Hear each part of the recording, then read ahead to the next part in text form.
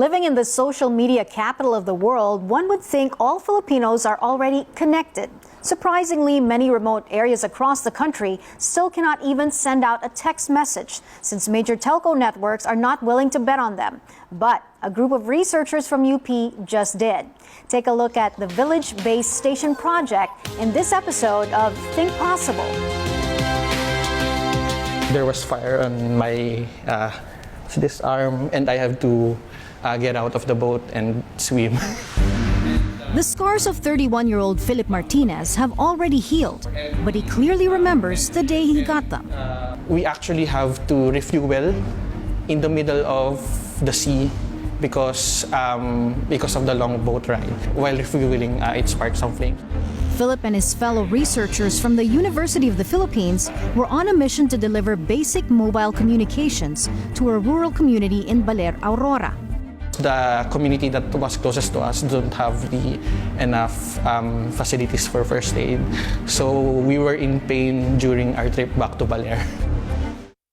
Lack of access to services experienced firsthand. Living proof of why they started the village-based station project.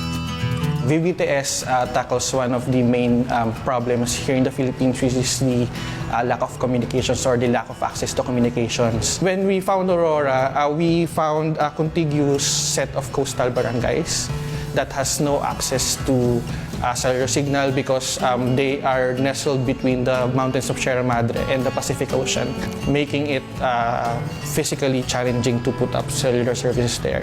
High capital and operating costs are one of the big reasons traditional network providers refuse to put their money in remote barangays. But in this humble room, hello guys! was born a solution.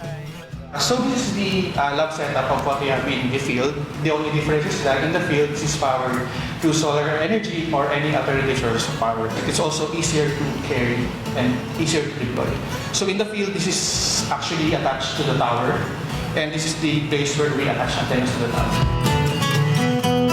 The VBTS costs less than a tenth of the average price of traditional cellular equipment. The sound of a single text or call Hello? Hello? Kumusta ka na? are now music to the ears of more than 1,500 subscribers from 7 pilot barangays. Ang transportasyon lang namin ay sabdag at bangka. Wala pang tulong ang komunikasyon sa signal. Dahil meron na isang malaking bagay na mabilis na ako makontak or makausap tungkol sa pag-aarkila ng aking mga gamit. Yung mga kamag-anak man yung may mga sakit, makatawag na. Pagka namimili, pwede na, kahit andito kami, pwede kaming mag-order ng aming paninda. Tapos kung may importante kaming kailangan sa aming mga pamilya, nasasabi namin agad. Sa aming trabaho, mas napapabilis na makapagbigay ng informasyon yung nasa coastal area namin. And since the communities are tasked to maintain the equipment, it also opens up jobs for local engineers. Your graduates would no longer eventually be thinking of jobs abroad, diba? After graduation. They would see the potential. They would feel the need for their skills. They can have this sense of communal ownership of this equipment, and we believe that this is key towards the sustainability of technological interventions to these communities. The VBTS team says the end goal is to inspire more engineers, here and abroad, to replicate this low-cost model in places they're needed the most. Teach your future engineers the kind of humility, compassion, and commitment to go to the communities and listen to their people. And that more than the technology, it is compassion that truly connects us all.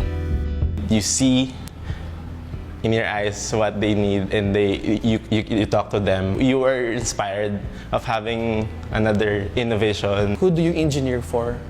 To what worth do you do these technological interventions for?